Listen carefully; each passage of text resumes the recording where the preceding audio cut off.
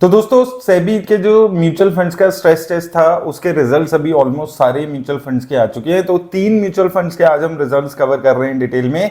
Nippon India small cap, quant small cap और उसके साथ साथ जो एसबीआई स्मॉल कैप है, ये 3 काफी ज्यादा इन्वेस्टर्स यहाँ पर क्वेश्चन आ रहे हैं। इनके एसेट अंडर मैनेजमेंट भी काफी ज्यादा है, तो इनके रिजल्ट्स हम यहाँ पर चेक कर रहे हैं। अब इसमें कुछ शॉकिंग चीज है जो मैं बात करूंगा वीडियो में कि कैसे यहां पर चीजें दिख रही हैं। अब स्ट्रेस टेस्ट क्या था उसको ब्रीफली मैं वैसे बताया हुआ है, पहले आपको बता देता हूं।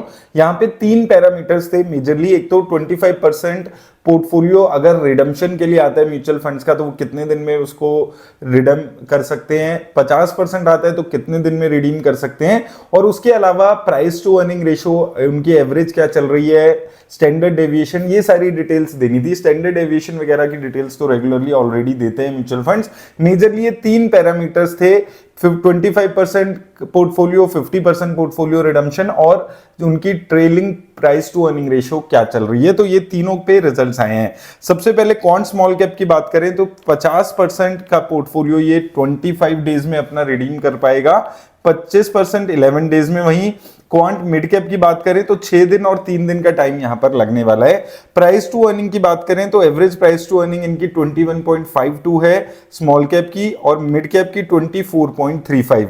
बेंचमार्क की पीई 28.85 और 26.96 के आसपास है। तो क्वांट स्मॉल कैप को देखेंगे तो प्राइस टू अर्निंग रेशियो इसकी कम है बेंचमार्क से रिलेटेड, और जो स्मॉल कैप है वो 50% रिडीम होने में थोड़ा सा ज्यादा टाइम ले रहा है, 22 दिन के आसपास का। मिड कैप सिर्फ 6 दिन का टाइम यहां पर ले रहा है। दूसरा, निपन मिड स्मॉल कैप की बात करते हैं और निपन इंडिया ग्रोथ की बात करते हैं, जो इनका मिड कैप फंड है। 50% 27 डेज में, 25% 13 डेज में, 7 डेज में निपन इंडिया ग्रोथ, और 25% का 4 डेज में। यहां पर प्राइस टू अर्निंग की बात करें तो प्राइस टू अर्निंग यहां पर हायर साइड पे निपन इंडिया के म्यूचुअल फंड्स की नजर आ रही है, 41.91 और 35.19, जो कि बेंचमार्क को अगर आप देखते हैं तो बेंचमार्क की 28.85 के आसपास की बेंचमार्क की पी है और 26.96 के आसपास है। तो यहां पर भी 50% रिडीम होने में काफी टाइम ले रहा है, लेकिन जो प्राइस टू अर्निंग है वो यहां पर थोड़ा कंसर्न है कि बहुत हायर लेवल पे प्राइस टू अर्निंग यहां पर निपन इंडिया स्मॉल कैप की और इवन इनका जो मिड कैप फंड है उसकी नजर आती है। इसके बाद तीसरा जो स्मॉल कैप फंड है एसबीआई का, उसमें अगर आप देखेंगे तो सबसे ज्यादा जो टाइम ले रहा है मिड कैप कैटेगरी में बात करें या हम स्मॉल कैप कैटेगरी में बात करें, एसबीआई म्यूचुअल फंड्स लेने वाला है। 50% 60 डेज में और 25% 30 दिन लगा देगा अगर आप एसबीआई स्मॉल कैप से पैसा निकालने जाते हैं। मिड कैप में भी सबसे ज्यादा दिन ले रहा है, 24 दिन, 50% पोर्टफोलियो रिडीम होने में और 25% पोर्टफोलियो रिडीम होने में 12 दिन का टाइम ले रहा है। प्राइस टू अर्निंग अगर हम देखते हैं तो लगभग 28.88 के अगेंस्ट प्राइस टू अर्निंग इधर 30.46 के आसपास नजर आती है। तो ये तीनों म्यूचुअल फंड्स अगर आप देखेंगे इन्होंने रिटर्न्स काफी अच्छी दी है। अगर आप रिटर्न्स की यहां पर बात करते हैं, निपन सबसे पहले एसबीआई की देखते हैं तो एसबीआई ने एक साल में 33% के आसपास के रिटर्न दिए। एक साल में कुछ खास रिटर्न्स नहीं है अगर आप बेंचमार्क से कंपेयर करेंगे। हालांकि 5 और 10 साल में अच्छी खासी रिटर्न है, 25% और 27% के आसपास की रिटर्न है। निपन इंडिया की बात करें तो यहां पर शानदार रिटर्न्स है, 51% की एक साल में और 10 साल में 28% की। क्वांट स्मॉल कैप वैसी अगर हम देखते हैं तो क्वांट स्मॉल कैप भी one of the best performing mutual fund है 5 साल और 1 साल में अगर हम बात करते हैं।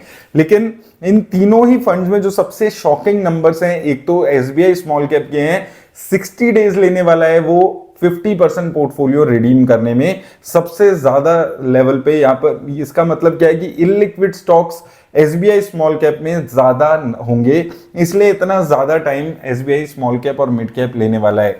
और दूसरी चीज जो प्राइस टू अर्निंग रेशियो है वो बहुत इंपॉर्टेंट पैरामीटर है। यहां पर क्वांट स्मॉल कैप जो है वो कम प्राइस टू अर्निंग है बेंचमार्क से, और मिड कैप भी कम प्राइस टू अर्निंग रेशियो है मिड कैप में भी। तो क्वांट स्मॉल कैप के फंड्स, जो क्वांट म्यूचुअल फंड हाउस के फंड्स हैं, वो ज्यादा रिस्क लेने वाले फंड्स लगते हैं क्योंकि ट्रेडिंग बहुत ज्यादा करते हैं, लेकिन उसके बाद भी ये कम प्राइस टू अर्निंग कंपनीज में अपना पैसा इन्वेस्ट कर रहे हैं। यानी कि कंपनी अभी भी जो कंपनीज को चूज कर रहे हैं ये म्यूचुअल फंड, क्वांट के म्यूचुअल फंड्स, ये कम प्राइस टू अर्निंग वाले म्यूचुअल कंपनीज को चूज कर पा रहे हैं। वहीं निपन इंडिया में यहां पर थोड़ा सा इन्वेस्टर्स के लिए कंसर्न आ जाता है कि इनकी जो प्राइस टू अर्निंग है एवरेज वो 41 के आसपास की है, 28 की जो बेंचमार्क प्राइस टू अर्निंग है उसके अगेंस्ट। तो ये थोड़ा सा कंसर्न अभी यहां पर है। अगर आप देखेंगे निपन इंडिया की प्राइस टू अर्निंग रेशियो को, एसबीआई की एवरेज है लगभग अपनी बेंचमार्क इंडेक्स के आसपास की ही प्राइस टू अर्निंग है। तो ये तीनों ही म्यूचुअल फंड्स 5 और 10 सालों में सबसे अच्छे रिटर्न्स देने वाले फंड से। अब आपको क्या है, इसके बेस पे ये जो स्ट्रेस टेस्ट है इसके बेस पे पैसा अपना निकाल लेना चाहिए, तो ये आपको नहीं करना है अभी। ये एक एडिशनल डिस्क्लोजर आपके पास आ गया है, क्योंकि प्रैक्टिकली 25% और 50% पोर्टफोलियो रिडीम होगा या नहीं होगा, ये बहुत मुश्किल एक चीज आ जाती है। बहुत ही रेयर इवेंट्स में ऐसी चीज देखने को मिलती है। तो ये एक सिर्फ एडिशनल डिस्क्लोजर है।